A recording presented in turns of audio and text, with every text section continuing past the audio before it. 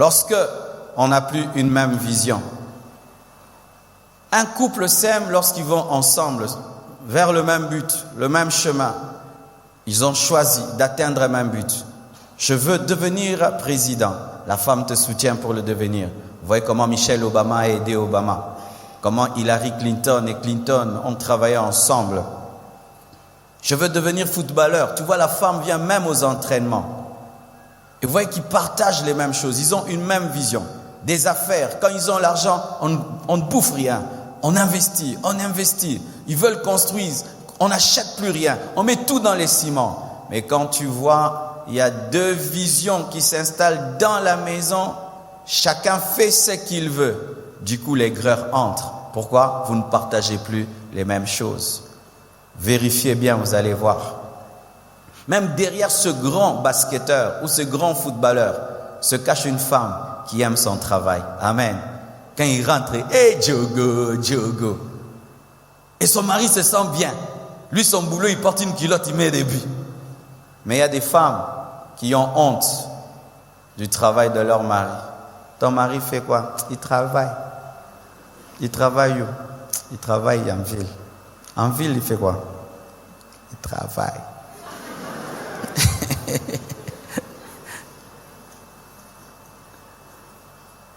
Vous savez, quand j'étais célibataire, j'ai eu de tels problèmes.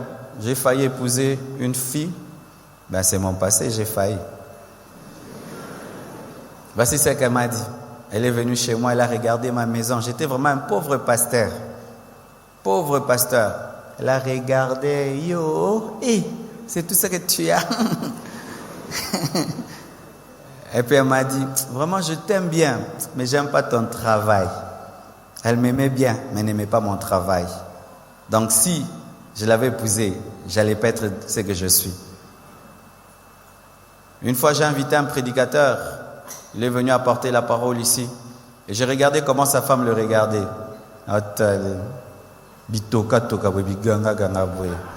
Tu vois, l'homme est en train de vibrer, lui il veut prêcher. Sa femme me regarde. Elle aurait aimé être la femme d'un professeur d'université, d'un avocat. Elle épousait un pasteur. C'est pourquoi un conseil à vous, prédicateur, si tu veux te marier, il faut tester si ta fiancée est fière de ton travail. Tu sais comment?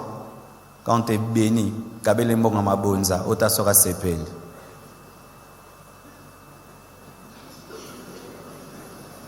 Donne-moi la main.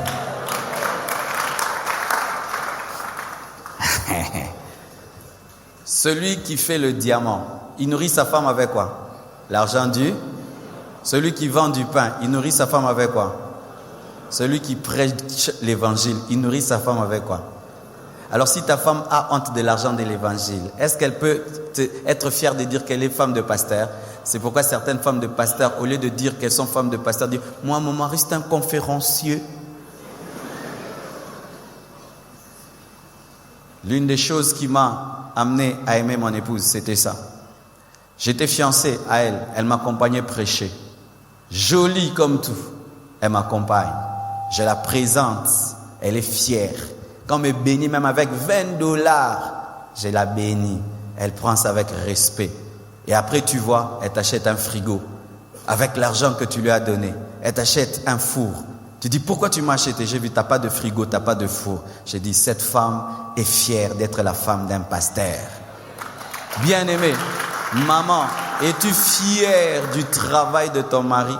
Même les femmes de sentinelle sont fières de leur mari. Il y a 2 jours, la femme de Jeannot. Vous connaissez Jeannot, non? Je ne connaissais pas la femme de Jeannot. Alors j'ai vu une femme dans la parcelle.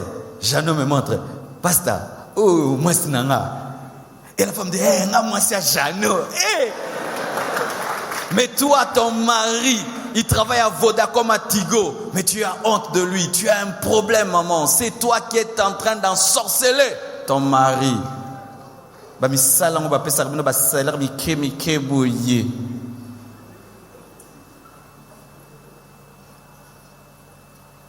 Il ramène le salaire. Mets ça sur la table. Papa, c'est salaire, hein? Salaire, hein? Alors qu'il y a des pousse-pousseurs, quand ils rentrent à la maison, Il est reçu comme un roi des rois, un seigneur des seigneurs. Mais il est pousse-pousseur. Il est reçu avec honneur. Mais ton mari, il gagne $500, mais tu le reçois comme un moins que rien. Deux visions. Avant, tu aimais son travail. Maintenant, tu n'es plus fier. Et même dans l'autre sens pour ta femme. Car des fois, Dieu peut élever ta femme plus que toi. Quand est-ce que les femmes ont des problèmes? Dieu l'appelle au ministère, son mari n'est pas d'accord. Dieu l'appelle à chanter, et puis elle a maintenant un succès planétaire, son mari est jaloux. Dieu appelle sa femme aux affaires, elle maintenant elle gagne beaucoup d'argent, et il n'est plus d'accord. Division dans la vision, et c'est la mort. J'ai vu ça aussi dans un couple.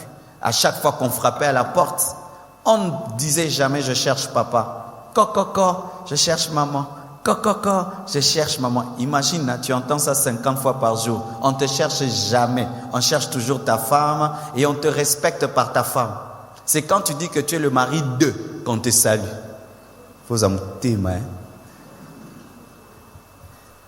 C'est pourquoi ma sœur, n'épouse jamais un homme complexé. Complexé face à ton intelligence déjà.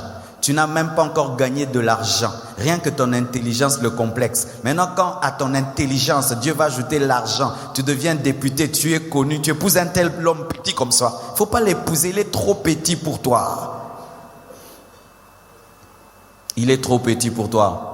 N'épouse pas un homme qui est complexé par ton intelligence, par tes talents. Parce que lorsqu'à tes talents, Dieu va ajouter la richesse, la gloire. Cet homme-là ne te supportera pas et il y aura division. Il voudra te ramener à son niveau pour se sentir bien. C'est pourquoi ma fille n'épousera pas n'importe qui. Je dois causer avec toi. Nous-mêmes, on doit causer entre nous. Si je sens que tu es un complexé, tu ne peux pas l'épouser. Pourquoi? Les complexés ont toujours tendance à rabaisser les autres. Pourquoi? Aza tellement nassé qu'il faut qu'il soit nassé. Donne-moi un amen. Vous savez qu'un grand homme reconnaît les qualités de sa femme là où sa femme est plus que lui. C'est la grandeur. Moi, il y a des domaines, ma femme me dépasse. Elle me dépasse. Côté Coca-Cola, allez Kinga. Acheter des choses. Elle est terrible. Traiter les problèmes de cette terre-ci. Les problèmes de cette terre. Elle me dépasse. Moi, donne-moi les choses du ciel. Moi, je suis l'armée du ciel, elle l'armée des terres. Il y a des choses, si tu viens seulement, je dis, pas moi, Blanche, traite avec eux. Moi, j'ai des choses où je suis fort, elle est forte. Je reconnais. Et Bominga, Nakoufi, Talangayo, Nazamakasi papa, Nakoufite. Mais toi, ta femme n'a pas de qualité, elle n'a que des défauts. C'est toi l'omniscient, l'omniprésent, vraiment, pourquoi tu t'es marié? On se marie lorsqu'on sent qu'on n'a pas tout. N'épouse jamais un homme dans la présence de qui tu te sens rien. N'épouse jamais un homme dans la présence de qui tu ne te sens rien. Tu ne sers à rien. Épouse un homme qui te valorise, où il te fait sentir, j'ai un vide. Mais toi, si tu viens là, tu vas le combler. Épouse-le. Tu te sentiras valorisé. Même un roi se sentait seul. Il a cherché même une orpheline.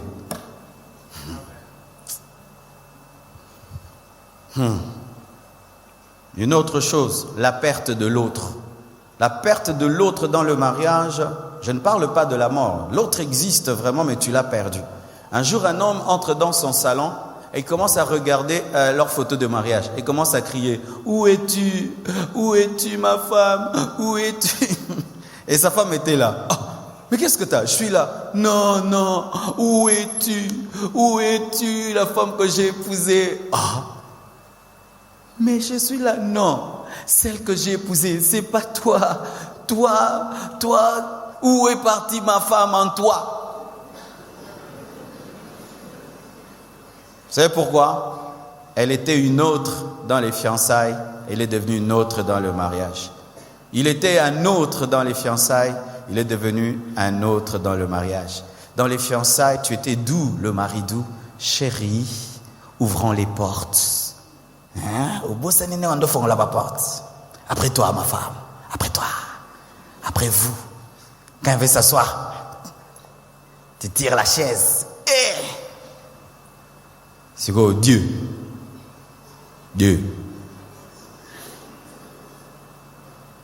Ici. Chut. Tu te tais, tu te tais, tu te tais. Mais avant, c'était « S'il te plaît, comment ça va? Coucou. » Escroc. Tu l'as escroqué. Vous savez, ces personnes qui viennent avec des contrats, est-ce que vous pouvez signer? C'est gentil. Une fois que tu as signé, maintenant, il vient te révéler entre les lignes. Les petites phrases là que tu n'as pas vues. Il peut même t'amener en prison à cause de ça. Il y a certains, ils font ça dans le mariage. C'est pourquoi, chers frères, sœurs, tant que tu n'as pas maîtrisé quelqu'un dans les fiançailles, ne l'épouse pas. Ça peut être un escroc. Il a seulement besoin d'un homme, d'une femme, et il ne t'aime pas. Je vous dis, je suis pasteur. Prenez le temps de savoir avec qui vous vous êtes mariés. Prenez le temps. Sinon, il y aura un décalage entre celui que tu as épousé et celui avec qui tu vis. Ou tu épouses une femme, tu vois la douceur est partie. Armée vibreuse. Oh, vibrer. Ça nanga na beto. Na beto. Abétiopé. La boxeuse était cachée dans la douceur. Et quand tu dis, mais comment tu es comme ça? Elle te dit, il fallait tout n'avoir parent nanga, il fallait ça. On s'est renseigné et bien t'es. Et toi-même, tu te rends compte que tu t'es pas bien renseigné.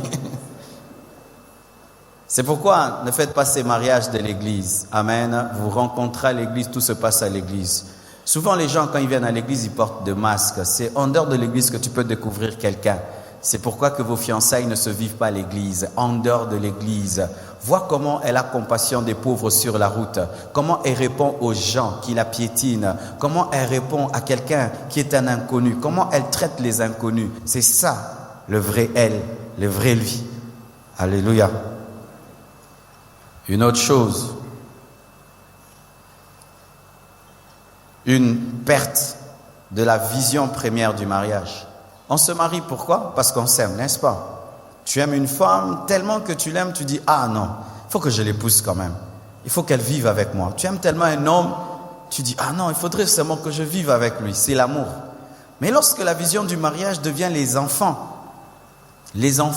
surtout nous les Africains, ça détruit le mariage, surtout quand les enfants tardent de venir. Certains ont des enfants immédiatement. Après le mariage, 9 mois après, ils ont des enfants, d'autres 1 année après. Mais pour certains, ça tarde. 3 ans, 4 ans, 5 ans, 9 ans, 10 ans, 15 ans. Et tu vois maintenant, l'amour s'effriter. Tu me donnes pas des enfants, tu me donnes pas des enfants, tu me donnes pas des enfants. Et surtout, nous les hommes, tu me donnes pas les enfants. Savez-vous, mes frères et sœurs, que des fois, ne pas avoir des enfants, ce n'est pas toujours la femme, des fois c'est l'homme. Mais les femmes, elles acceptent facilement de faire ces examens-là. Mais nous les hommes, on refuse de faire ces examens-là parce que c'est humiliant. Les femmes vont faire ces examens comme des brebis. Nous, on va comme des boucs. Oh Dieu, docteur. Et tu dis, c'est toi qui es stérile. Alors que ta femme n'est pas stérile. C'est toi qui es stérile. Mais ta femme ne peut pas t'obliger de faire un spermogramme et tout le reste.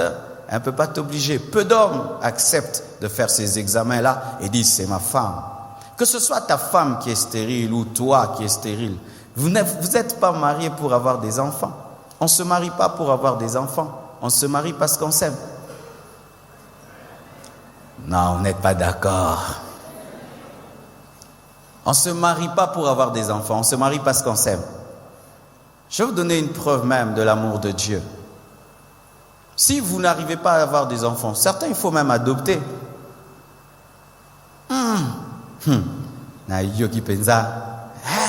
Quel manque de foi. Mais Dieu nous a adoptés. Dieu n'a eu qu'un seul enfant, Jésus. Nous tous des enfants adoptifs. Nous tous, nous sommes des enfants du diable, adoptés par Dieu. Qui est né dans le péché? Qui est enfant de Dieu? Tu es un fils du diable, adopté par Dieu. Mais il t'a donné le même pouvoir que son fils Jésus, sans problème. Alléluia. Et vous savez, le jour que j'ai découvert que l'un de mes auteurs préférés, Derek Prince, il a eu 2 femmes. La première est morte et la deuxième, il a épousé une deuxième. Et avec les 2, il n'a jamais eu d'enfants. Mais il a adopté des enfants de presque toutes les races. Il avait des Cambodgiennes et tout. Il avait toutes les races chez lui à la maison. Ça faisait waouh! Waouh! Il faut m'acculer en moko. Ne savez-vous pas que certains ont eu des enfants et ont des enfants provenant de leur propre sang? Mais quand tu entres dans leur maison, ils te disent, pasteur, prie pour mes enfants, ils vont me tuer, ces enfants vont me tuer. Mais c'est son propre sang qui veut le tuer. Mais il y a des gens qui ont adopté des enfants. Ces enfants sont devenus grands et les ont bénis. C'est l'Africain qui ne croit pas, qui peut prendre un enfant, jeter, et il l'éduque, et il devient plus reconnaissant même que son propre sang. C'est nous qui n'y croyons pas, alors que Dieu nous l'a démontré. Il a adopté les enfants du diable que nous sommes. Voilà comment un enfant du diable parle de Jésus. Je suis un enfant adopté. Ça passe pas. Je vous assure, l'un de mes plus grands rêves, après avoir construit tout ceci, c'est construire un orphelinat où tu ramasses des enfants jetés. Un mois, tu l'amènes à la maternelle, primaire, secondaire, humanité, université. Ça devient un grand monsieur, une grande dame. Quel honneur! Tu te sens comme Dieu. Alléluia. On ne se marie pas pour avoir les enfants. On se marie parce qu'on s'aime. Si vous vous mariez pour les enfants, vous serez déçus. Parce que ces mêmes enfants, demain quand ils grandiront, ils vous abandonneront. Ils vous oublieront. Sur 10 enfants, il n'y en a que 3 qui restent attachés aux parents. Les enfants modernes ne sont pas attachés. Papa, je vais t'envoyer un selfie. Et puis je t'envoie un smiley, un WhatsApp. Mais te voir, te visiter, ils n'ont plus le temps. Le monde va tellement vite. Mais il y a des gens, des couples formidables, qui n'ont pas d'enfants, mais qui sont en train de détruire leur mariage. Tu sens qu'il y a l'amour. Ils s'aiment vraiment. Mais comme les enfants tardent, ils détruisent le mariage, alors qu'ils sont un couple formidable. Je ne savais pas qu'un grand homme de Dieu, que je respecte, qui prêche dans le monde entier, était stérile. Jusqu'à ce que quelqu'un me dise, il m'a dit, tu sais tel? Oui, il n'a pas d'enfant. J'ai dit, qui? Lui, il n'a pas d'enfant. Tu ne sauras pas que ce grand prédicateur de l'évangile n'a pas d'enfant. Il ne manifeste même pas qu'il n'a pas d'enfant. Il est heureux, il aime sa femme, il est épanoui dans son ministère parce qu'il a épousé sa femme, parce qu'il aimait. Je crois au miracle des enfants. Nous avons vécu ça dans notre propre famille. Ma sœur a fait 9 ans sans enfants. Maintenant, elle en a 2. Dieu peut vous donner des enfants miraculeusement, mais sachez qu'on ne se marie pas pour cela. Amen. Amen. Une autre chose, c'est lorsqu'on oublie l'amour de la jeunesse. L'amour de la jeunesse. Papa, j'aimerais un peu que tu rentres en arrière et que tu te rendes compte que toutes les filles du quartier ne voulaient pas t'épouser, c'est seulement ta femme qui t'avait accepté tellement que vous allez bien sérieux. Et cette fille a accepté ce garçon que toutes les filles du quartier rejetaient. Elle a dit quand même je l'aime. Et quand vous êtes mariés, tu n'avais pas de chaise, tu n'avais qu'un étoko et 4 chaises en plastique. Et cette femme a cru en toi, elle t'a aimé. Mais aujourd'hui que tu es devenu un grand monsieur, tu aimerais une femme de ton genre, de ton niveau. Alors qu'elle s'est rabaissée à ton niveau, maintenant que toi tu es monté à ton niveau, tu n'as plus besoin de cette femme qui s'est rabaissée à ton niveau. Quelle ingratitude! Tu as fait la cour à ta femme pendant 2 ans. 2 ans! Elle disait non et non. Et enfin elle dit oui. Et tu as oublié l'amour de la jeunesse. C'est lorsqu'on oublie facilement que le couple se détruit. C'est pourquoi j'aimerais dire aussi à tous les célibataires qui sont ici, avant le mariage, créez une histoire. Une belle histoire avant le mariage garde le mariage. Lorsque vous n'avez pas une belle histoire avant le mariage, des fois, C'est du genre des frères qui aiment ces choses. Ma sœur, j'étais en train de prier et le Seigneur, Moroya, Angélique, m'a dit que tu es la femme de ma vie. Quel est ton avis? Oui. Ça, c'est quelle histoire d'amour? Même quand vous voudrez raconter ça à vos enfants, vous aurez honte. Alléluia. Mais il faut raconter, votre maman, elle m'a chassé, j'ai fui, mais je le disais, alléluia. C'est pourquoi, chers frères, des fois acceptez le non, parce que le non d'une femme peut cacher le oui. Mais souvent, nous les frères, 3 heures de prière, quand tu sors avec la foi, tout ce que vous demanderez en priant, croyez l'avoir reçu, et vous le verrez s'accomplir. J'arrache son cœur au nom de Jésus. J'arrache son oui au nom de Jésus. Ma sœur, alors que je priais, le Seigneur me dit, par une voix audible, que tu es la femme de ma destinée. Alors attention à ta réponse. Tu risques de rater le Joseph de ta vie. Mais ayez de belles histoires. Un non qui devient oui, un oui qui devient non, et puis oui, et non, non, oui, oui, non, non, et puis oui. C'est beau. Vous en parlerez quand vous allez vous marier. Parce que sinon, vous n'aurez aucune histoire à vous raconter. C'était comment? Andy Maki. Alors mon frère, rentre là, on t'a dit non. Rentrez là, on vous a dit non. Il se peut que c'est elle, mais tu es trop orgueilleux. Trop orgueilleux pour avoir un non. Ayez une belle histoire. Chère sœur, des fois vous gâchez l'histoire qui précède votre mariage en mettant trop de pression, pas sur l'amour, mais sur le mariage. Parce qu'il y a une différence entre le mariage et l'amour. C'est du genre, tu m'épouses quand? Tu m'épouses quand? Tu m'épouses quand? Tu m'épouses quand? Nakoya, nakotuna mukola kobala.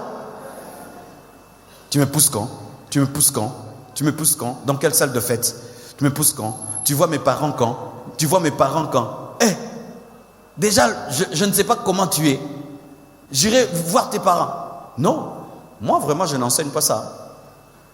Et moi, je n'enseigne pas que parce que tu aimes un frère, une sœur, que du coup tu dois le présenter aux parents. Non, tu vas présenter 1000 personnes aux parents. Toi-même, d'abord, tu as la maturité, tu dois étudier la personne et sentir que tu l'aimes et qu'elle t'aime et que vous pouvez marcher ensemble. Et puis tu dis aux parents, j'aimerais vous présenter quelqu'un. Mais à peine qu'un homme vient t'épouser ou bien te dire je t'aime, tu vois mes parents quand? Oh, mais tu l'effraies. C'est effrayant. Ceux qui ne sont pas effrayés, c'est ceux qui ont déjà fait beaucoup de près d'autres, ratés, beaucoup de... habitués à pas parents. Il y a des frères comme ça, donc il est habitué aux parents, donc il a été trop, les parents là, il les a déjà dans sa poche. Mais un frère qui n'a jamais été dans une famille, il s'assied et un papa lui pose la question, tu veux quoi? C'est effrayant. Chez autrui. Et puis tu dis que tu veux épouser sa fille. C'est effrayant.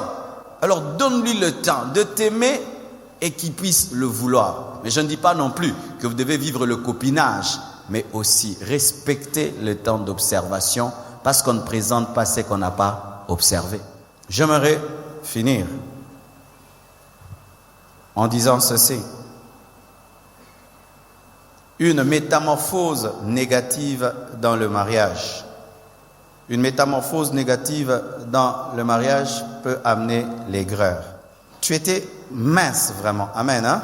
Mince. Tu quittes vraiment de mince à XXXXXL. C'est pas bien.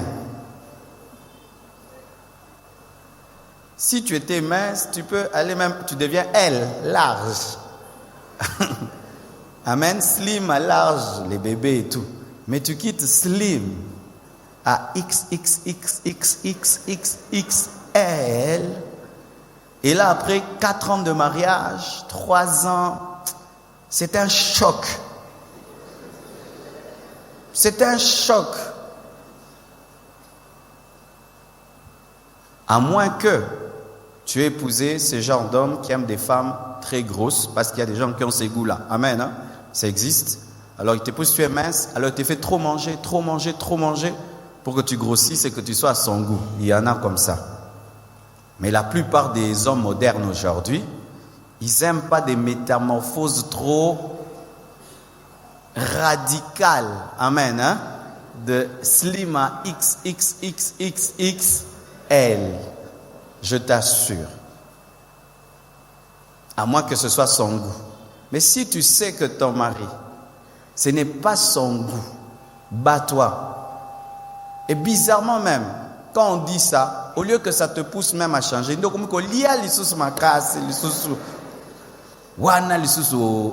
vraiment, c'est pourquoi souvent tu vois, quand on dit, il y a une fête, je suis fatigué, il refuse de sortir avec toi dans la fête. Il y a telle sortie, il refuse. Pourquoi? XXXXXL. Et ce qui est drôle, les femmes, malgré que vous devenez XXXL, dans les fêtes, vous aimez des robes slim. Ça, j'ai jamais compris. C'est comme si les jours des mariages, des fêtes, elles oublient qu'elles sont devenues XXXXL. Là, elles vont être slim. Ou machouchi. Tu connais les machouchis? Les débordements des graisses sortent de partout. Tu as envie de dire à la maman là, maman, oh, nini. Moi, moutala ti robe, mes robes est boyi. Et puis, il faut le tika mandaku. On l'a tali puta, hein? Mais gloire soit rendue à Dieu parce qu'on est en Afrique. L'Africain, il aime beaucoup quand la femme grossit. C'est le signe qu'il la nourrit bien, qu'elle est à l'aise, qu'elle ne manque de rien.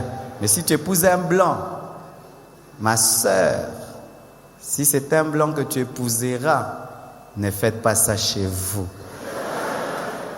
Que Dieu vous bénisse abondamment. Alléluia.